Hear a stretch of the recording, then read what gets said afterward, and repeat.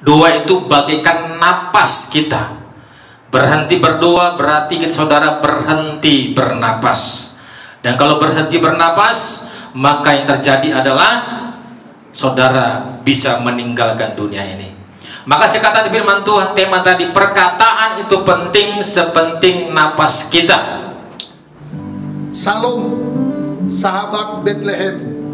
Tuhan Yesus pasti memberkati dan menyembuhkan.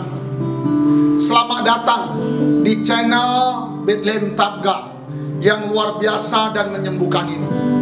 Kami seluruh hamba-hamba Tuhan dan tim selalu berdoa buat Bapak Ibu yang bekerja. Kiranya Tuhan memberkati karirmu dan menjadikanmu kepala. Buat Bapak Ibu para pedagang-pedagang, Tuhan membuat daganganmu selalu laris dan beruntung.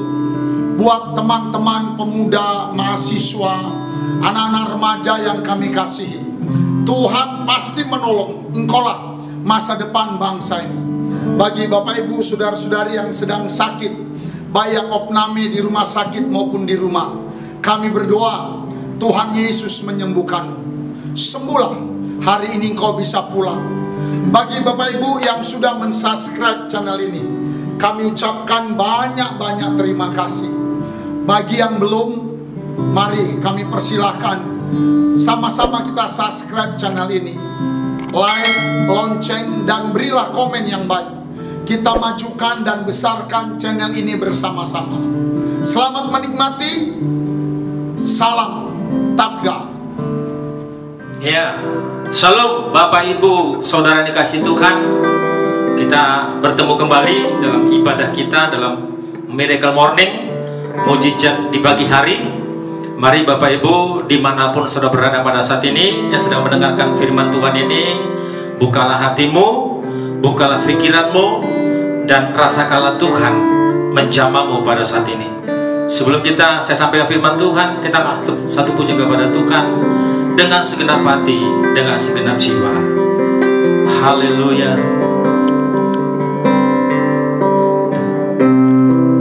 Dengan segenap hati, dengan segenap jiwa, dengan kekuatanku, ku sembah Kau Tuhan. Dalam kekudusan-Mu, ku angkat tanganku, ku rindu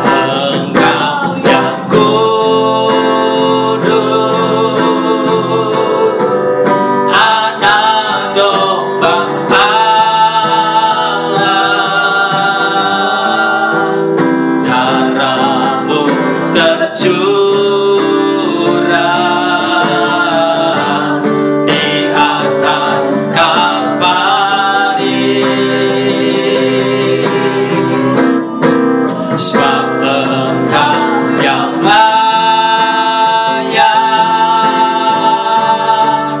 terima pujian, hormat dan kuasa sekarang dan selamanya. Hormat dan kuasa, hormat dan kuasa sekarang dan, katakan lagi, hormat dan kuasa, hormat dan kuasa sekarang dan selamanya. Haleluya. Sungguh Engkau Yesus Allah yang ajaib, Allah yang esa, Allah yang luar biasa. Kami bersyukur Tuhan karena kemurahan-Mu, kami masih bisa menikmati firman-Mu Tuhan pada pagi ini. Bapa di sorga, mari berkatilah kami semua, umat-Mu yang mendengarkan firman-Mu dimanapun Tuhan. Mari berkati, mari jamalah Tuhan Yesus. Dan biarlah firman-Mu mengubahkan kami semua, untuk kami semakin Tuhan sempurna di hadapan Tuhan. Sebagaimana Kau katakan, hendaklah kamu sempurna sama seperti Bapa-Mu sempurna. Urapi hamba-Mu yang menyampaikan firman-Mu Tuhan. Pakailah menjadi mulutnya Tuhan, memperkatakan perkataan Tuhan. Terpujilah Bapa, dalam nama Tuhan Yesus kami berdoa. Dan aku mengikat segala pekerjaan setan dalam nama Yesus, tidak berkuasa menghalangi firman Tuhan untuk bekerja di hati setiap jiwa-jiwa di dalam nama Tuhan Yesus. Terpujilah Tuhan, dalam nama Yesus kami berdoa dan kami bersyukur. Haleluya. Amin. Iya, Bapak Ibu, kiranya pujian tadi memberkati kita semuanya. Amin. Pujian tadi kiranya menyegarkan hati kita, meneguhkan roh kita, hingga kita lebih sungguh-sungguh lagi datang kepada Tuhan. Saudara kasih Tuhan, Alkitab berkata bahwa kita adalah anak-anak Tuhan. Apa artinya anak Tuhan? Berarti anak yang berkemenangan. Saudara kasih Tuhan, ada bagian Tuhan, ada bagian kita yang perlu kita lakukan. Firman Tuhan hari ini saya berikan judulnya, temanya adalah perkataan itu penting sepenting napas kita. Itulah judul firman Tuhan ini. Perkataan itu penting sepenting napas kita. Berapa penting napas saudara? Sebegitu pentinglah perkataanmu pada saat ini. Karena perkataanmu bisa membangun dan bisa meruntuhkan. Di Alkitab, saudara kasih Tuhan, ada seorang yang dihukum karena perkataannya. Lukas 19 di sana dikatakan, katanya kepada orang itu, hai hamba yang jahat, aku akan menghakimi atau menghukum engkau menurut perkataanmu sendiri. Itu ada firman Tuhannya. Jadi betapa pentingnya perkataan kita, sepenting nyawa kita. Mari kita buka Alkitab kita, Markus 11 yang akan mendasari firman Tuhan ini. Markus 11 ayat yang kedua, 22, 23 dan 24. Saya akan bacakan sama kita. Bapak Ibu boleh membuka Alkitabnya atau membuka Androidnya.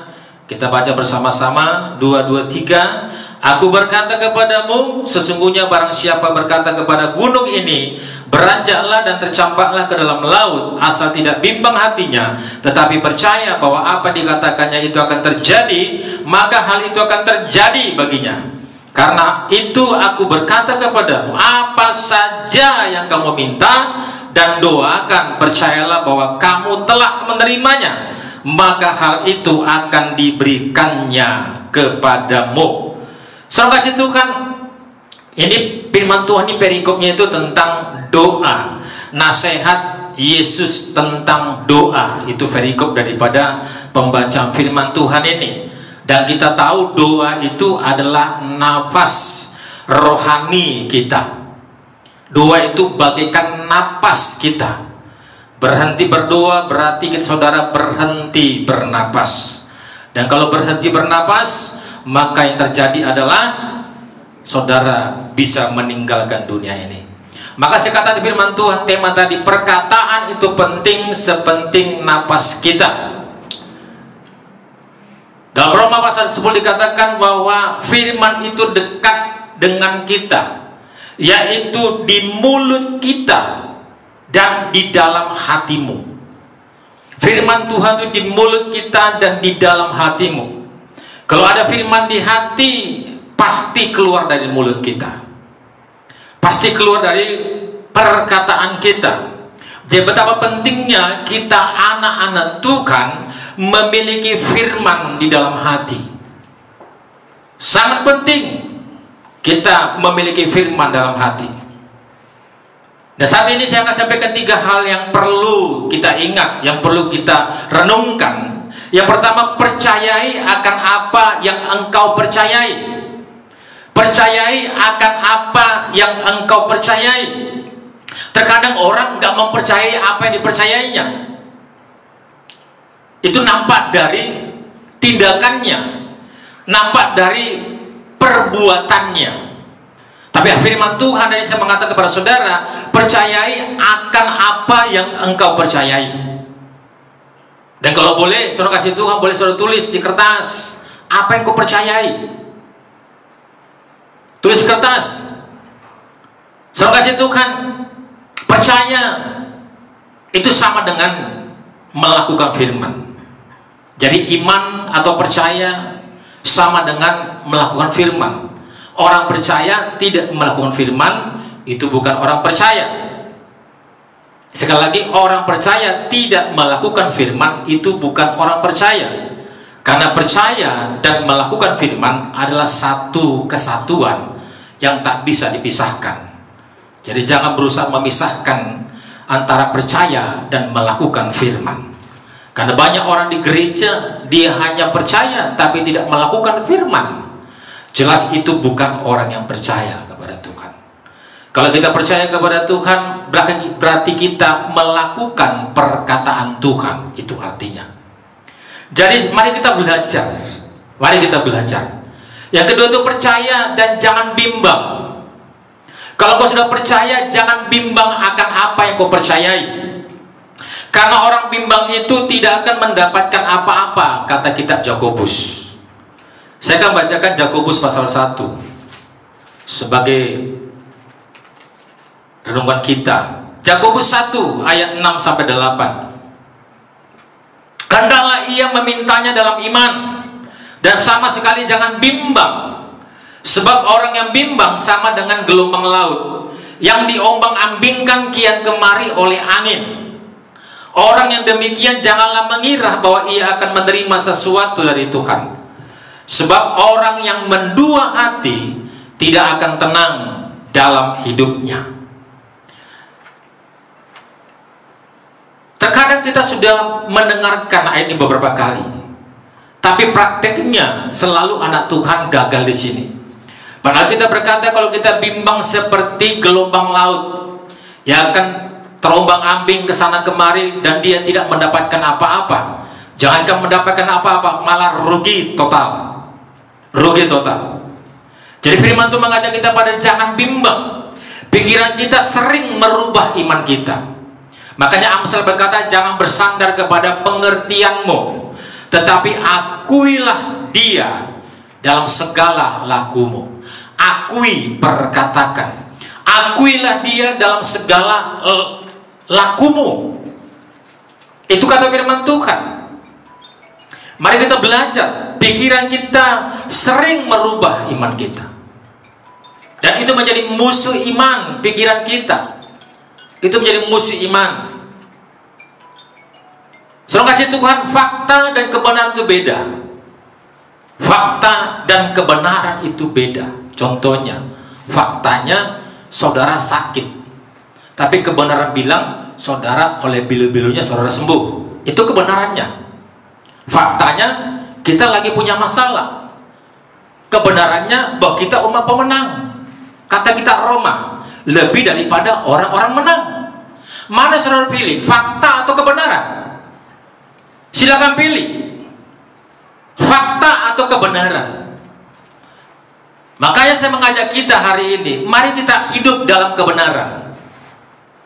Mari kita hidup kebenaran. Yang berikutnya, katakan apa yang engkau percayai.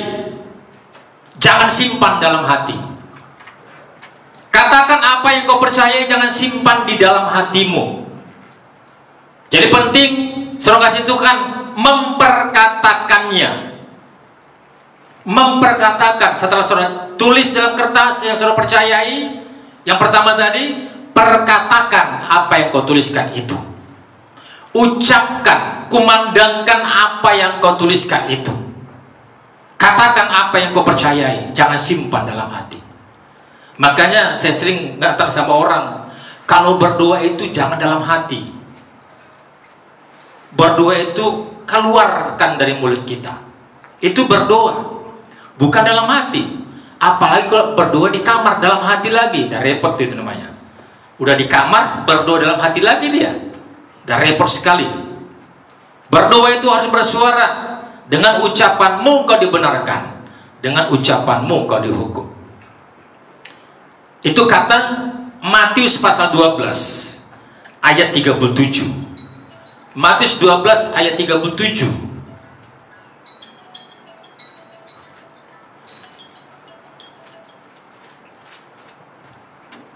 Matius 12 ayat 37. Saya baca 36 ya sampai 37. Tetapi aku berkata kepadamu, setiap kata sia-sia yang diucapkan orang harus dipertanggungjawabkannya pada hari penghakiman. Karena menurut ucapanmu engkau akan dibenarkan, dan menurut ucapanmu pula engkau akan dihukum. Kalau saya ganti ucapan dan perkataan begini punya, sama sebenarnya. Karena menurut perkataanmu engkau akan dibenarkan, dan menurut perkataanmu pula engkau akan dihukum. Jadi betapa pentingnya perkataan kita itu, sepenting napas kita sendiri. Perkataan bisa membangun, perkataan bisa meruntuhkan, perkataan bisa menciptakan api kecil, perkataan juga bisa menciptakan api yang sangat besar, yang bisa menghanguskan, Saya mengajak kita hari ini, mari perkatakan firman Tuhan. Itu akan menciptakan sesuatu yang akan mengubah yang tidak baik menjadi baik. Itu perkataan kita. Itu akan mengubah yang tidak baik menjadi baik. Bahkan yang lebih ekstrim lagi, itu membuat yang tidak ada menjadi ada. Itu tergantung kepada perkataan kita. Maka dikatakan, karena perkataanmu engkau dibenarkan. Jadi sebenarnya kita anak Tuhan ini orang-orang yang spesial di mata Tuhan. Orang-orang yang spesial di mata Tuhan. Hanya ada bagian kita yang perlu kita lakukan. Ada bagiannya Tuhan yang Tuhan lakukan. Dan itu tidak bisa dipisahkan. Itu keselamatan pun Tuhan sudah lakukan, itu penebusan itu. Bagian kita adalah datang kepada Yesus, terima keselamatan itu. Terima Yesus itu, maka keselamatan jadi kepada kita. Kalau saudara nggak terima keselamatan itu, nggak terima Yesus itu, sampai kapanpun saudara nggak selamat. Jadi bagian kita yaitu memperkatakan firman. Hendaklah perkataan firman keluar dari mulut kita. Itu yang perlu kita lakukan. Dan ini memerlukan satu hubungan dengan Tuhan. Hubungan yang manis dengan Tuhan, hubungan yang intim dengan Tuhan. Jadi melalui ibadah ini, Miracle Morning, kami rindu setiap umat Tuhan, anak-anak Tuhan, kaum bapak, kaum ibu, kaum milenial, anak-anak, diberkati oleh firman Tuhan ini. Jadi inilah firman Tuhannya, dan biarlah firman Tuhan memberkati kita. Dan mari kita renungkan ini, dan mari kita ubah perkataan kita, karena perkataan itu penting sepenting napas kita. Perkataan bisa mengubah segala sesuatu yang buruk menjadi baik, yang tidak ada menjadi ada. Itu bisa terjadi lewat perkataan kita. Haleluya. Demikian firman Tuhan. Dan bila firman Tuhan ini memberkati kita semuanya. Haleluya. Saya mau ngajak kita bersuka cita dan satu pujian kepada Tuhan. Bersama Yesus lakukan perkara besar. Mari saya ajak kita bernyanyi bersama-sama. Saudara kasih Tuhan, dimanapun saudara berada, dimanapun posisimu, Mari kita akan puja dengan sukacita. Bersama Yesus lakukan perkara besar. Lakukan perkara besar bersama Yesus. Tidak ada yang sukar bersama Yesus. Ada jalan keluar untuk masalahku, untuk masalahmu, untuk masalah kita semua. Bersama Yesus, bersama Yesus lakukan perkara besar bersama Yesus. Tidak ada yang sukar bersama Yesus. Ada jalan keluar untuk masalahku, untuk masalahmu, untuk masalah kita semua. Yesus, anak domba Allah, juru selamat umat manusia. Yesus, tabib yang ajaib, Dia menyembuhkan, Dia menguduskan, Dia membenarkan. Dialah Raja segala. Yesus, Yesus, anak domba Allah, juru selamat umat manusia. Yesus, tabib yang ajaib, Dia menyembuhkan, Dia menguduskan, Dia membenarkan. Dialah Raja segala. Dialah Tuhan segala Tuhan. Dialah Tuhan segala. Dialah Raja. Dialah Raja segala Raja. Haleluya. Haleluya. Yesus, Kaulah Tuhan di atas segala Tuhan. Engkaulah Raja di atas segala Raja.